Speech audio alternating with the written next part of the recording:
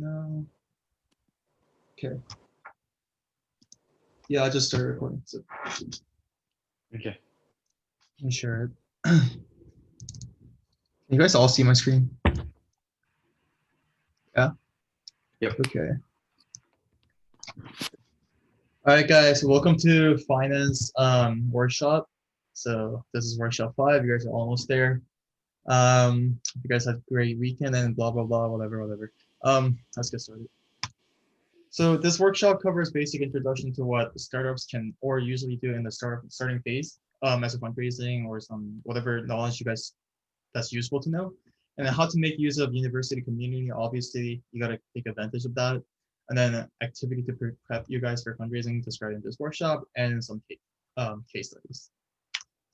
So we're probably gonna start with business plans.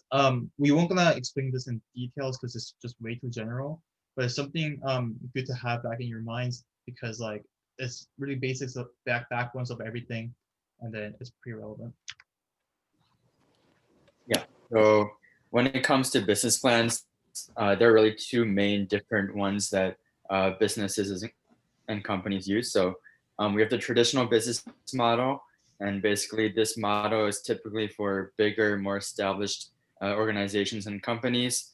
And the lean canvas model, on the other hand, is targeted towards startups and new ventures. So basically the big difference to note and think about is that for traditional businesses with established bigger histories, when you come up with the model, they have financial records, histories, employees, that kind of things to already factor in to the business plan and strategy. Whereas on the other hand, since startups and new ventures are new and don't have the same experience, you're going to look towards more at the potential. So as you can see in this example chart for the lean canvas, main focuses are the problem, solution, key metrics, and the unfair advantage that your startup or venture provides. So again, looking at the potential and looking more at the futures. And in orange, we have the traditional business factors. So key partners, key activities, key resources, customer relationships. So something like customer relationships is something that, a startup that hasn't launched yet is not going to have. So main takeaway, that's a big difference, but everything else in the strategy should be pretty similar. So cost structure, how are you going to lay out the finances and costs that come with not only launching the business, but managing it, revenue streams, how is your company going to make revenue and sustain itself, and also even thinking about customers and what makes your company or your organization unique.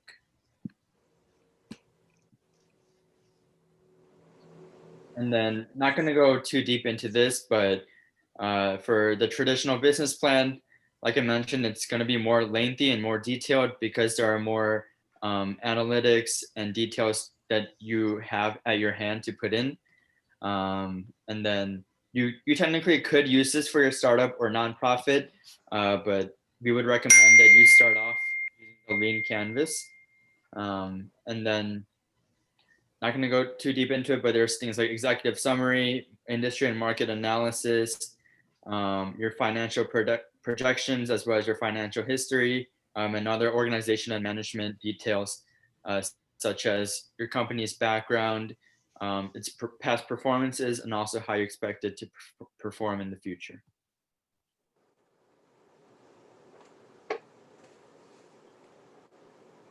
Sorry, I'm muted.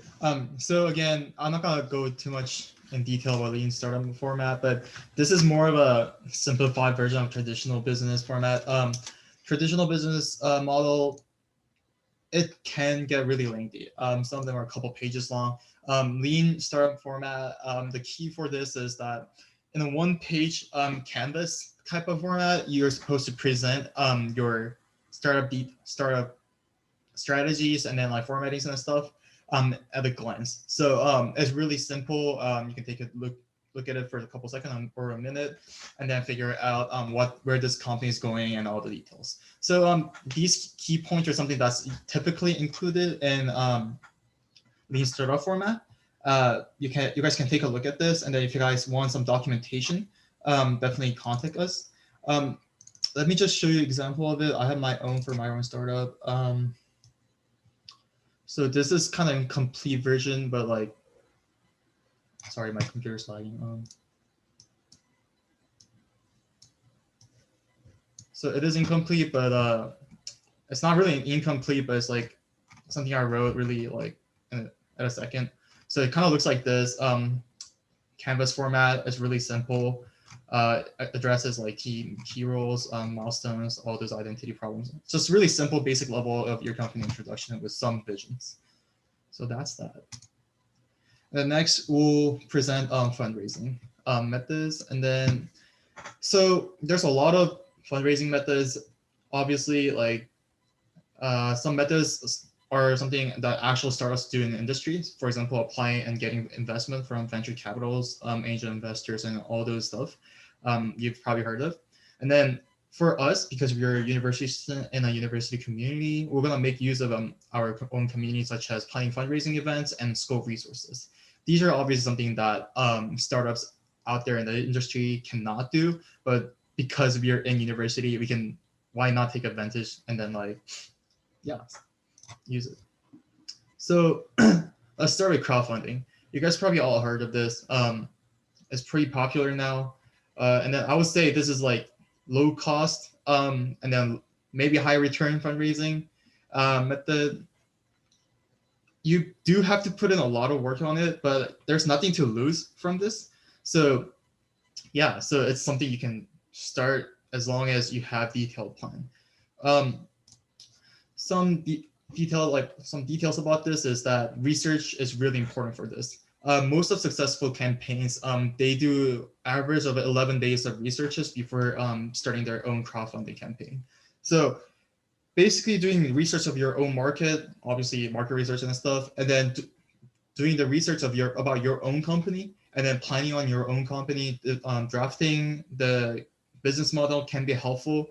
All these stuff are just really important for crowdfunding. So make sure, if you decide to do this, make sure you guys do extensive research, be prepared to present in written format on those websites. Also, another advice is ask early and then ask right people. Basically, most of the crowdfunding campaigns, you won't gonna expect like some random people to find your campaign and then give you investments.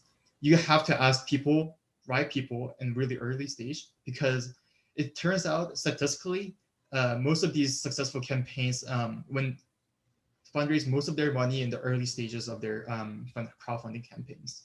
And then asking right people is important because, for example, let's say you ask some entrepreneur friends or entrepreneur person that you know, they might evaluate your crowdfunding, and if they think it is good, they might refer to someone else who has entrepreneur background or maybe investors. So it's really important to ask right people with the right background that can support you and help this campaign to move forward. Also, another part is transparency. Because your startup, you need to be transparent about what you're doing, and then where your money where their investment will be used for, what type of product development you're gonna do with this investment. This way you can gain trust from the users or your customers. And then updates are also important because you don't want your customers to wait for you like blindly. You want to update them constantly so that they know what's going on, where their money is being used for. And then this way you can actively engage with your customers as well. Yeah, and then like Wanjun mentioned earlier, as University of Illinois students, we have a lot of resources that U of I provides to you as entrepreneurs and as RSOs. So there are tons of different resources. And the good thing about these are that they're fairly easy to access, and they do have a good amount of money that U of I does want to give away to its students, especially those of us that are working on ventures and startups and nonprofits. And the only thing to keep in mind is that the process may be slow, just because it does take time for the university to process these kind of grants and things. And it also might be competitive because even though they do have a lot of money to give away, there is still like a cap or a limit of amount of money that they have. So just make sure that if you are going to apply through SORF or the university for funding, make sure you do it well ahead of the deadline. just to make sure there's no rush and you make it before the deadline. So basically, what SORF is, the Student Organization Resource Fee. So if your startup or venture is listed as an RSO, then SORF is a funding resource that any RSO can apply for, and basically any costs or need for money that your RSO has, you just apply for it and say, oh, I need this amount of money for this in the fall deadline or whatever, whenever you do it throughout the year. And honestly, once they process it, they'll give you the money, and it's up to your RSO to use it. So SORF is a big one. They have a lot of money. And then there's also the SSC and IEEE, which are other resources that work similarly, but these are obviously more focused on engineering and sustainability focused RSOs and organizations. Just to add on for the source, sorry. So you need to be careful about this because once you register as an RSO, or actually when you use Source, whatever product or MVP you're developing, school will try to claim it uh, as their own property or something. I've heard this. I think it's true. So just make sure you guys be careful of this, and then if you guys need to use Source, make sure you ask Ryan or me like first, so that maybe Zero2One can give you funding in this level. Yeah, and then some other great school resources, more specifically for startups and entrepreneur-focused people, which is all of us here. So TEC is a Technology Entrepreneur Center, and this community slash group is actually sponsored by Granger, the engineering school. And basically the description that they like to put it is that they offer great programs that educate, inspire, and help students and faculty develop an entrepreneurial mindset. So for any entrepreneurs on campus, they provide the resources, mentorship, as well as potentially funding. You just need to join the community, just be involved. They host different events. And one of the biggest events that they have throughout the year is COZAD. And the description of COZAD is it's a competition that provides mentoring to teams through the phases of venture creation. And they also host different workshops on idea validation, pitching skills, and customer development. So basically, how it works is it is a competition, but if your startup or venture is going through that competition, it's not just you have one pitch to compete against other people. It's like a whole thing where you go through different phases. They assign you mentors. They provide you resources that are going to help you and your team not only pitch it at the end of the competition, but also work to develop your idea and also think about other things that you might not have considered, which would be stuff like marketing, business planning, that kind of stuff. So it is a big competition, and they do give a lot of money and support to the people that win the competition at the end of it. But also, even if your startup or venture doesn't win, you will get a lot out of this, even though it's not specifically funding. So I encourage all of you guys that are interested to check out COZAD. The links for all these for all these resources are just here. So later when you guys get pushed down the slide, you can just click on the link in the deck. And yeah, definitely check it out.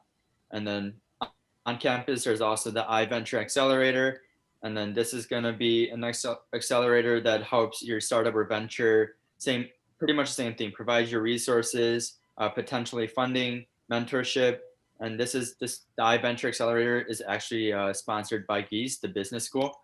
So specifically, they like to help on finding the right product market fit, building prototypes, pilot programs, key partnerships, and even scaling your business. So they do like to give a lot of advice and mentorship when doing research, market analysis. So yeah, great stuff there. And this one is, like I mentioned, by the business school instead of the engineering school. And then lastly, another resource we listed is Enterprise Works. So this one is actually an incubator, and Enterprise Works is technology and business focused, which a lot of Zero2One ventures are. And they basically focus on providing U of I students the proper research and resources used for profit startups. So a lot of these events, resources may be geared to whether nonprofit or for profit, but Enterprise Works specifically works with for-profit startups. So that's just one thing to note.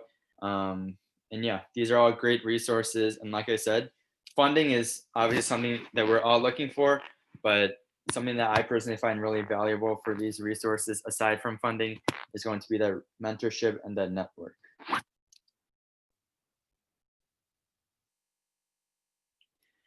And then when you're going to accelerators, incubators, or any of the other resources that we just mentioned, we do have like just some advice and things to consider. So you do want to have a solid business plan, a business model, as well as a prototype or MVP prepared. And if you don't have a solid business plan or model sketched out, don't worry. It's pretty easy to do. And it's like what we mentioned before. The finance team, something that we're going to focus on this semester is working with each venture if you guys want, individually or with your team, to help you guys build out that business model and strategy. So we'll just be working together, and that way the finance team gets to know more about your venture and any way that we can help with the strategy and finances. And it also gives you guys a better look at the business and finance side of startups. And as for the prototypes and MVPs, obviously you want to have something prepared just in case you have that meeting or coffee chat where an investor, potential team member, or anyone else does want to look at it. Also, you want to have a solid team. So a lot of startups are based off, great co-founders, but even more than that, you want to have people under you that work well and have good chemistry. And this will help, especially when you do these pitches and go to meet people. You'll have more people to not only just back you up, but also give you that support. Another thing we want to mention is traction. So, I mean, having a great idea or a great venture is great, but you want to keep it up and build that momentum. So how you take care of that is marketing and advertising, getting your name out there, making sure you have that momentum.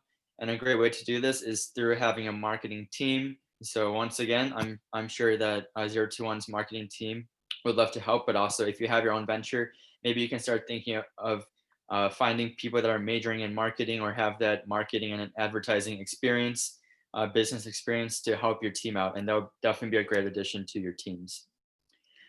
Another big point is to rehearse your elevator pitches as well as your investor pitches. So as you guys know, elevator pitches are those 30-second, 1 minute, 2 minute pitches where you're either talking to an investor, maybe someone that wants to join your team, or any of those school resources that want to know more about your venture, and you're just going to give them like a basic background of you and your team, as well as what exactly your idea and your venture is, and maybe why it would be beneficial to set up like an official meeting or a coffee chat to talk more about it. So this is where you really want to sell them on the idea, but you don't want to talk for too long, because if you do it right, you will get the opportunity to talk to them more later. And then on the other hand, the investor pitch is going to be that official pitch where you're talking to an investor. So it's, for example, if you guys join COVID, you're definitely going, or COZAD, you're definitely going to have to do this. Not only, in the final competition, but also practicing throughout. And this is where you're going to want to have your presentables. So your business plan, your prototype MVPs, you want to have all your team members there. And this is going to be something that you really want to prepare for. And then lastly, you want to attend community and startup events. So there are tons of these on campus. So all these resources that we mentioned, TEC, Enterprise Works, they host different events where you get to meet other entrepreneurs and other potential mentors. And even if there's like through Granger or Geese, they hold different events that might not be startup or nonprofit focused, but it's still good to go out to those if you guys are interested and it applies to what you're working for, because you get to access a network of people. So at U of I, there are tons of other entrepreneurial students, tons of professors and other university employees that want to help you and help your ventures out. So it's great to meet new people and just start building that network for your startup and also even for yourself. So pros of going through these accelerators and other methods of investments is that there are tons of money and also a lot of opportunities and resources available. And also, like I just mentioned, there's a big network that you get to tap into and establish relationships for the future. And just some things to think about on the other hand is that these are going to be high effort, high competition, and high time. So just make sure you have the time for it. If you have a team, make sure you guys have like a schedule planned out. And going back to traction, you want to have your momentum going. You don't want to hit a roadblock and give up. So just make sure you have that time and effort and motivation that goes into it. And lastly, you just want to have your presentables ready to pitch to investors. And this will just only help your pitch even more.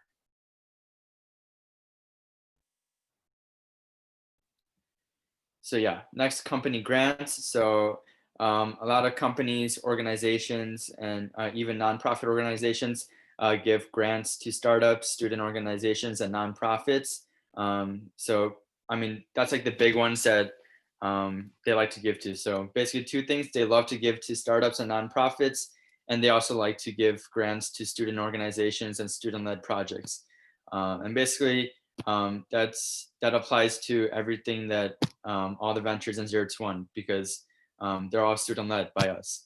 So a lot of these companies do have public applications for their specific grants. A lot of them do have specific requirements.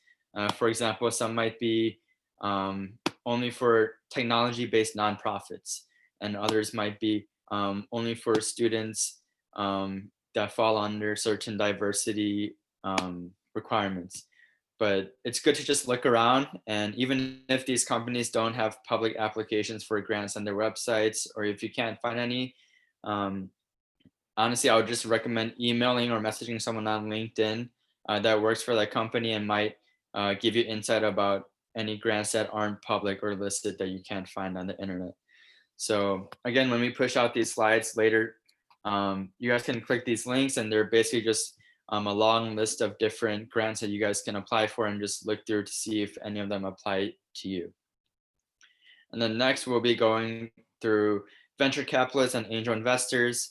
And this would be basically like the next major step of getting funding. And as you guys know, there's a lot of money and potential that comes with venture capitalism.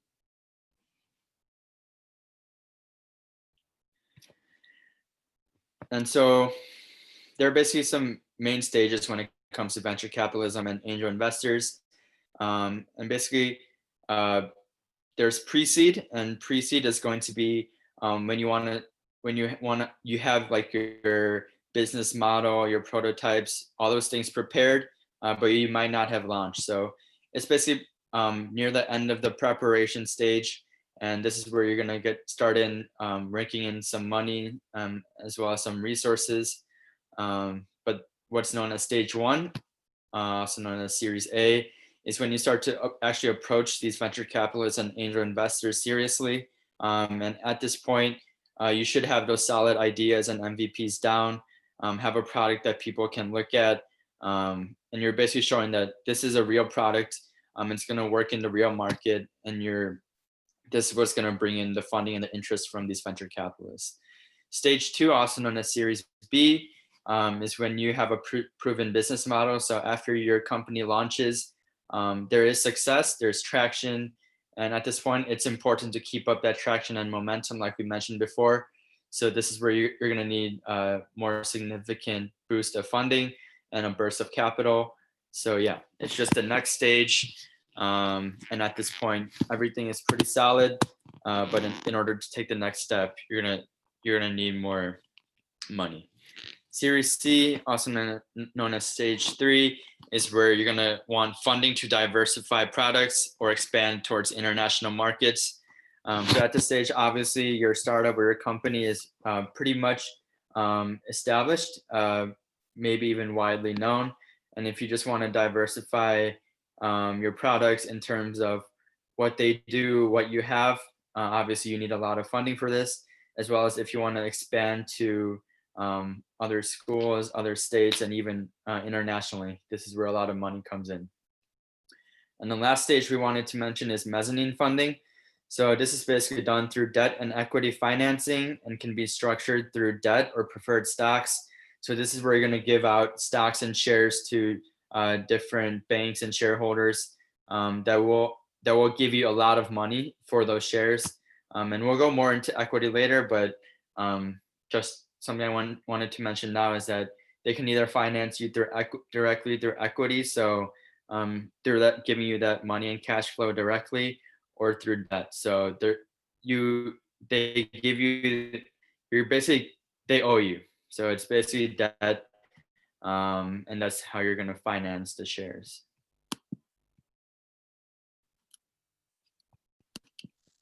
And then just adding on to how venture capitalism works.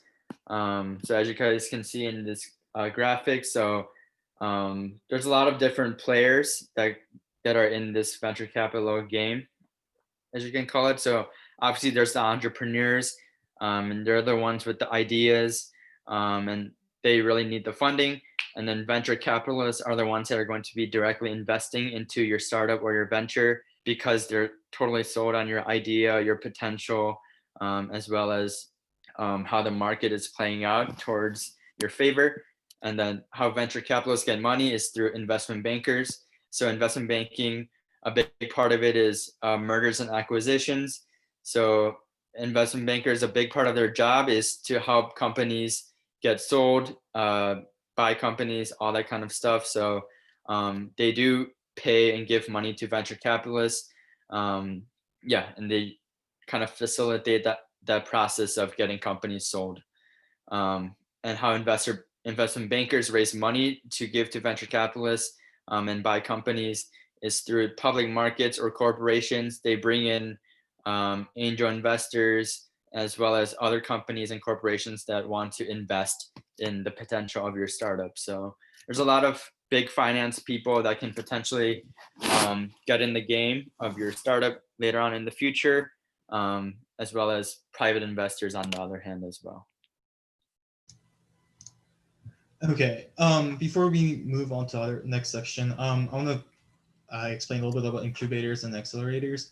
It's commonly used term. It's just really good to have grasp of what the difference is. So in general, it is basically a boot camp or a tutorial camp for new startups or whoever wants to start their own project idea. They both do like some type of consulting or tutorials, giving you guys advice, some training, and then all those like business starter package. They provide you all those stuff. But the main difference I'll go into right now is incubator literally like incubates your idea and then help you grow it to actual like startup or company. And the accelerator, in contrast, basically takes the existing startup idea or existing startups rather or company, and then help to grow like that startup or company really in really fast paced manner. So something accelerator is different from incubator is that this one has graduation period, so you need to like complete program in certain time period, and then also it's a lot more competitive to get into accelerator compared to incubator. So another part of an accelerator is that because it's so competitive, they're basically kind of buying your idea and then investing on it. So they'll basically give you some fundings. In contrast, they'll try to take equity or like some part ownership of your company when you actually move forwards. Incubators, compared to that, they don't really provide you funding, but they won't gonna take equity or something like that. They might try to connect you with some funding sources, such as like networking opportunity with angel investors or venture capitals, but they necessarily won't gonna take equity from your company. Just some example of accelerators and incubators. I try to focus on Chicago area just for the sake of it because it's more relevant. Some incubators relevant is 1871 and then Blue 1647 and obviously Enterprise Works from our campus. And then accelerators, some famous ones are Y Combinators. This is like the most competitive to get in and also the biggest. Pebble was part of this thing as well. And then Techstars, 500 startups, and iVentures, obviously, which is basically our school-related or school-affiliated accelerator. We're gonna skip this for now, but we're definitely gonna send you guys the resources we presented here. Uh, Probably this slide as well, and I will later compile a list of it through like some type of newsletter that I think marketing is planning to do. So yeah, just tune in for that. We're gonna skip this for now. And yeah, so every time we're ending the chapter, I guess, or session, we're gonna end with case study, and then we're gonna do a case study of Pebble, and then let's do case study of Pebble through fundraising. So basically, just some background. Eric, he's basically founder of Pebble. He basically came up with the idea of Pebble while he was in campus. He was 21 years old when he came up with this idea, and then thought that, oh, smartwatch will be some. There back then there was no concept like smartwatch. There was, but it's like not popular thing. But he just thought that it's a really cool idea to have this thing, like when he's walking down to going to his class or something. Apparently this actually was a thing. So you guys, who knows, you guys might like walking down on campus and then like think of some good ideas. But yeah, anyways, that's that. Anyways, Eric, this guy went through Y Combinator program successfully with Pebble. For some reason, although he went through Y Combinator program and stuff, for some reason he could not get any venture capital fundings or traditional funding method that other industry startups would do for the fundraising. So Eric decided to, like, as his last option, try to do crowdfunding and Kickstarter. So this became the history. And then basically what he tried to do was he originally tried to aim for 100K by crowdfunding, ended up with $10.2 million, which is a lot. And then this is like all-time record. And then I don't think any of the startups fundraised this much yet. But yeah, this was like it was just immense success. And then Pebble did start to carry out their initial distribution of the smartwatch, Pebble smartwatch. But even with this $10.2 million, they could not meet the demands of the investors or whoever ordered Pebble through Kickstarter. So the issue was about supply chain problem. I'll mention this later as well, but it has something to do with like manufacturing and all that. But even with $10.2 million, this manufacturing supply chain issue, it wasn't just enough. So the solution, Pebble kind of got lucky because their crowdfunding success was just really big, and then it was a big surprise back then. A venture capitalist decided to invest $15 million to cap Pebble on this initial batch of Pebble smartwatch version 1. And then they solved supply chain problems and then was able to carry out the first order or first model. And then this is it for fundraising part of the case study. You guys see how irrelevant it was, but something to take note is that crowdfunding definitely is a good starter method, but venture capitalists and all those other like formal fundraising method are far more impactful, and then they'll probably give you a lot more money. So we're gonna go into finance and evaluation next, and then we'll start with total addressable market. I'll call it TAM for now. So why is this important? So it is a good evaluation gauge for potential of company. So basically what total addressable market is let's say you're starting a lemonade company or something. Your target market, for example, for an MVP at least, can be your neighbors. But in long term, the total addressable market, literally like who you can sell these to, is whoever drinks lemonade in the world. So that's your total addressable market. If you take a look at this little chart, opportunity market, which is basically your like community, as I mentioned, if you're selling lemonades, that's gonna be your neighbors. Certain market is a little bit of a stretch. So basically, if you take a look at it, online sales account for 10% of the total apparel market. This is a really good example. You're not aiming for whole apparel market, you're aiming for 10% of the apparel market. So basically, from like that total addressable market, you're aiming for part of the specific part of the market. But it definitely is larger than your opportunity market. So it's kind of like you're selling in a local area or maybe town or like county kind of scale.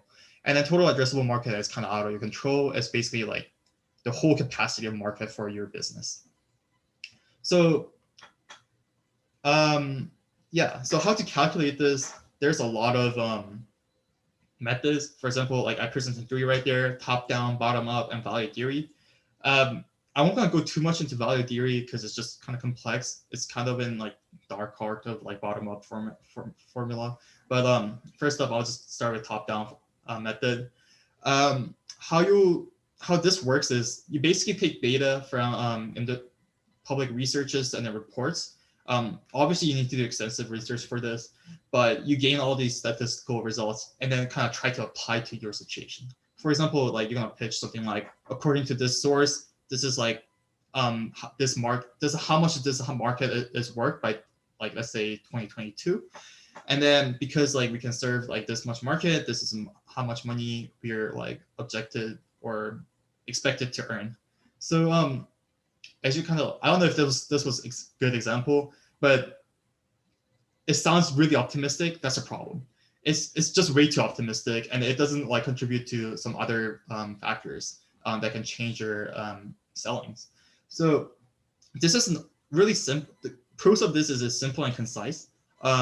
It's based on data, so it's certain level reliable, but it's not enough. Um, and then that's why we just usually do bottom up method, which is basically using data from your own research. For example, you did market research after carrying out your first MVP or prototype, and then you gain the data from that, and then based off of that, you give projection pitch. For example, let's say like you carried out some prototype, and then you sold like couple $1,000 in this time period, and then there's this much of buyers. So you're gonna like give statistical results using this TAM formula right there. Basically, how many people bought this product, and then how many money you made like through annually, and then multiply that, and then project your own profit. So basically, gain your own data and then give some approximation in terms of annual format, and then pitch it. So basically, this definitely looks more reliable, and it's more of an accurate projection because you're doing your own research in your own market area rather than someone doing some general theoretical calculation and then giving it to you and you using that. So it's basically a lot more information conveyed in that one pitch compared to top-down methods. So it's a lot more convincing. Value theory, yeah, it's just using some conjecture about buyers' willingness to pay. It's kind of reinforced bottom-up method, but it's nothing to worry about at this stage. But bottom-up method, basically note that and then use this formula, and then it's just the most popular method to present this. Yeah, and then big thing when it comes to not only pitching your startup or your company, but also thinking about it in terms of sustainability is startup and business valuation. So this kind of has a very similar concept to when we talked about the lean canvas versus traditional business plans, in the sense of they're pretty similar. There's a lot of overlap in how you evaluate a startup and a traditional business because you're looking for similar things. But there are a lot of big differences because these bigger established companies, they have financial records, past performances, and histories to base their valuation off of. Whereas on the other hand, startups, they don't have that past performance. So valuation, the way I look at it is you evaluate a company through its past performances, as well as the present, how they're doing currently, and then lastly, their future potential. So what the startups are lacking is that past performance. So you just have, how you're doing currently, as well as a big focus on the potential. So some few key factors when evaluating your startup to think about is going to be, one of them is traction. So like I mentioned before, that's going to be momentum. So details that go into that are the number of users or potential customers, your marketing, how you're going to get your brand out there and market your products, as well as your growth rate. So how well is your company growing, how can it grow better, and basically the better your marketing strategies, your growth rate, your number of users are, the higher your company or your startup will be evaluated. Next, we have your team.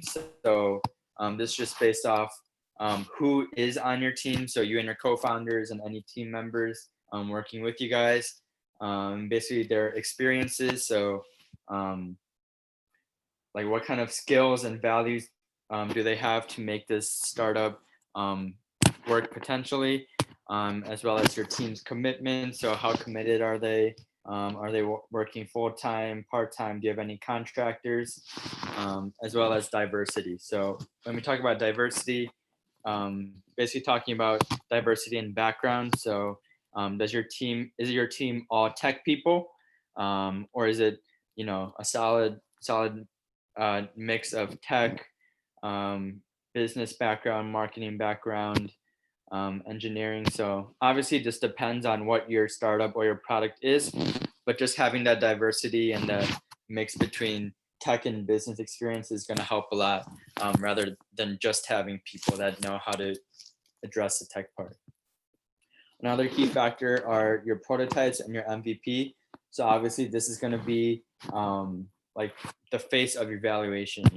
It shows that you have an actual product that works, and will also work in the current market. So in the current market, basically economics is there's supply and demand. So is there a demand for your product?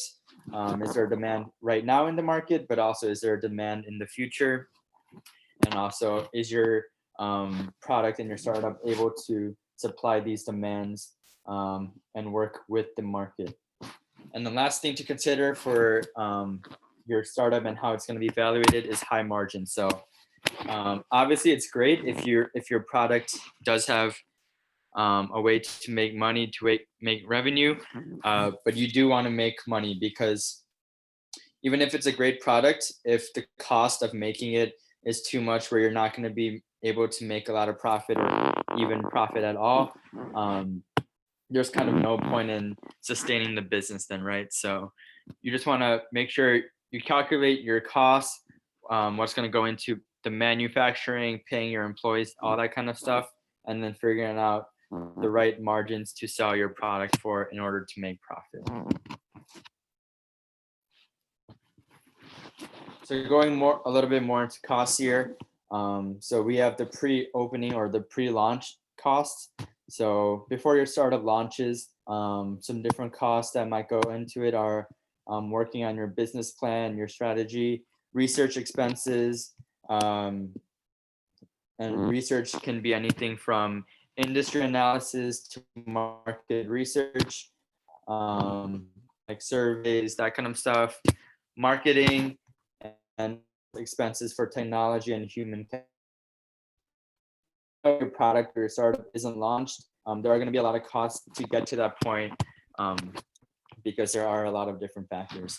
And then post-launch costs include things like advertising, promotion, paying your employees, manufacturing, and just sustaining your business and traction. So just start to think about what stage your startup or your venture is at, and also think about the different costs that might go into it. And that way your ventures can start thinking about managing your finances and exactly what kind of money and how much money you guys need even before you launch.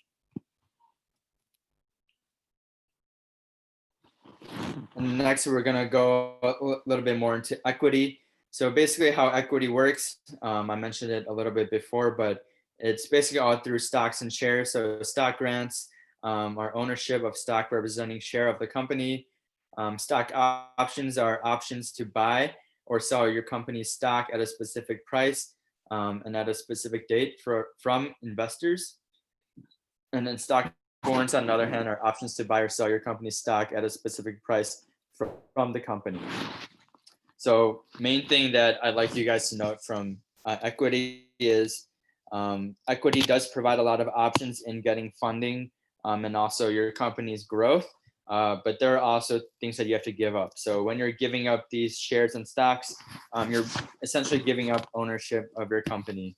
And basically, why that's important is ownership, and how much ownership someone um, or a group has is, with ownership, you have more input on the company's decisions, um, both in terms of what the employees do, but also what the company does as a whole, as well as other things. So I believe the next slide will go a little bit more into those details.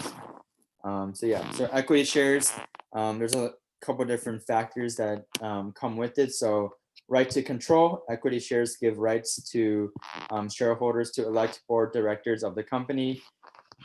So obviously, the more shares you have, the more power and influence you have on the company's decisions. Right to income. So dividend is paid to shareholders in the form of immediate cash flows and gives benefit in terms of capital. So this is a good way to sell your company to these investors, because you're getting a lot out of getting invested in, but also you're giving something to them. So it's a mutually beneficial process. Also, equity owning shares comes with polling and slash voting rights. So shareholders have the right to vote in person or by proxy, and what they're voting on is the different decisions. So um, the more the more shares someone has, the more votes they have in that voting process of what direction the company should move in, what kind of actions your company should take, how your company should deal with finances and that kind of stuff. And last factor here is maturity of shares. So equity shares have permanent nature of capital. So once these people have the shares and stocks, they're going to keep it, and these shares might grow as your company grows. And they're basically going to have that ownership unless they sell those shares to either you or someone else. Okay, as a wrap up, we'll go over Pebble again. So yeah, let's get started. So main problem was, so this part last time I mentioned Pebble, how Pebble fundraised, and then how like it got all that boom. Now we're gonna explain like why they fell, and now they're non-existent. So main problem was market was way too big. So as I said before, when I said when I explained TAM, the total market, addressable market, this was a lot like way bigger than what they expected. So because Pebble was pioneer of smartwatches, it is true that they were able to use that advantage and then get some early boost. But once like tech dinosaurs like Apple and Samsung started to produce their own watches, they were taking advantage of their own environment. For example, like Apple's iOS and stuff like that. This is just really advantageous for them, and then Pebble was no match for this. And then the problem arises here that if the market is too big, you need to take into consideration of all these big tech companies or whatever like industry leaders. But yeah, Pebble kind of failed to do this. I'll explain this later. But yeah, that's the thing. And then this basically proves that theoretical analysis might not predict everything. So there is some type of variables that might not predict or give you some type of prediction that, oh, this is the reason your company can fail.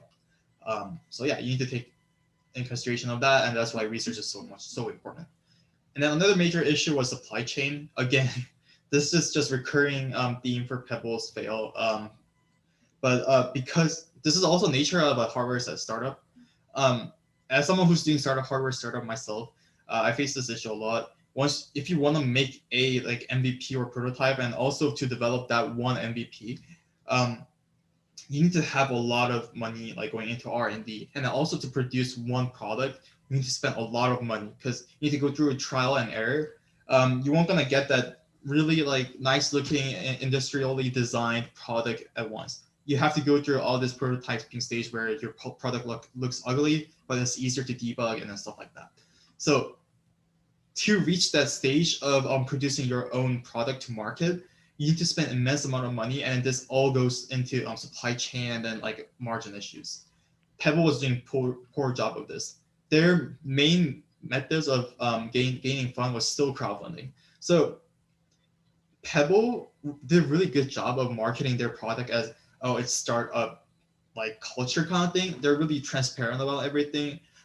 They're saying that, oh, like let's just compare it to Apple. Apple just slaps in whatever technology or like new technology or whatever marketing strategy they come up with and say, hope you guys like it. This is why we did it, and this is a big surprise. Pebble did not do this. Pebble was like, oh, we want some active feedback, and then we'll put it into this, and then this is how we want to produce it, and then this is our progress. So this can be a marketing strategy, but the problem is they relied on crowdfunding. Their company still failed to move as a big company. So from the previous fundraising slide, I mentioned that number one crowdfunding method like result was 10.2 million, which is set by Pebble. But right after that, one venture capital invested $15 million in Pebble, and this solved the supply chain issue they were having. So this kind of proves that if they didn't move on to the next stage of getting investment from venture capital and then making that as their own fundraising state method, basically moving into next stage, they were gonna fail. This was predicted, but they failed to do this. So the margin wasn't enough because the nature of being a hardware startup is just like that, and then they failed to move on. So when like Apple and Samsung start to develop their own product and they take advantage of their own market, Pebble was no match for them. So that's how they failed. So yeah. So basically, something to take away is valuation is important, but there's also a factor that you need to take account that valuation theories and that all these crowdfunding methods may not give you explicitly as a projection. So do research, obviously do valuation and prepare all the pitchings because it's just really nice. And this is all stepping stone to getting that funding from venture capitalists and then all that big methods later on, and then which is more effective and help you to grow as a big company.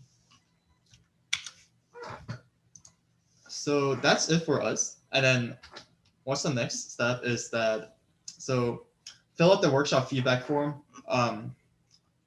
I think Johnny and Peter will send it. I am not sure about that. I don't do this job, but like that's that. And then fill out member hangout form. I want you guys to like hang out with people. It's not gonna be me because I'm busy. I'm just kidding. It might be me. Just make sure you fill out this because it's just a good opportunity to like get to know your 0 to 1 people. Attend pitching and team information session right after this. So yeah, you guys have another session right after this. So go to that, and then attend workshop on 6th, Thursday. It's about leadership with our brother, just kidding, advisor, Danny Friday. He's a great guy.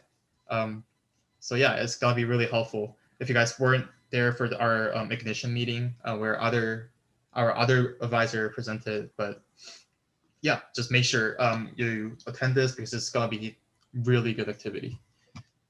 Yeah, and yeah, just want to say thank you guys for sitting in on the workshop.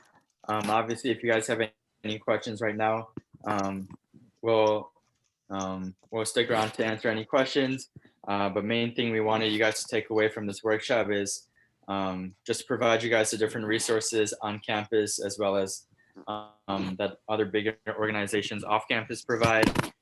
Start thinking about your business plan and strategies, which Anjan and I will love to work with each of you guys to help. So reach out to us at any time for that, as well as just start thinking about what kind of finances, costs, ways to make revenue that your startup could potentially work on or have.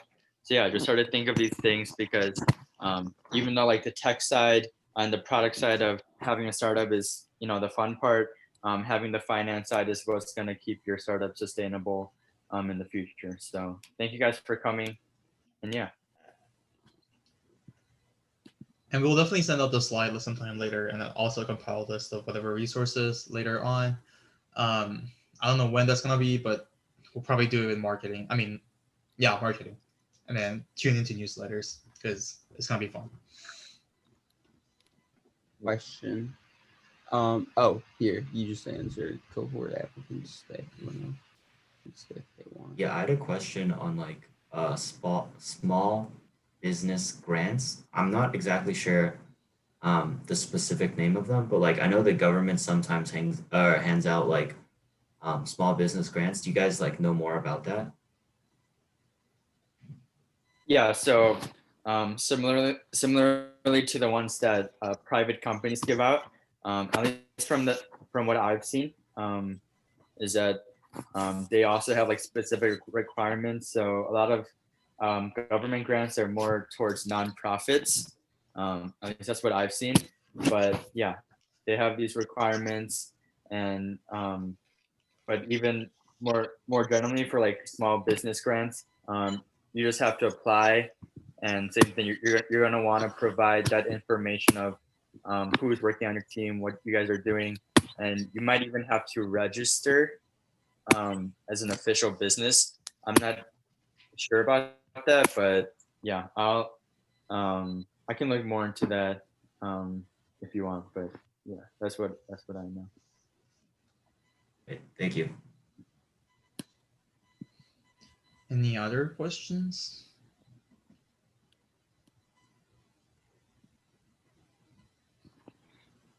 If not, I'm gonna stop recording right now. Going 5, 4, 3, 2, 1. Okay.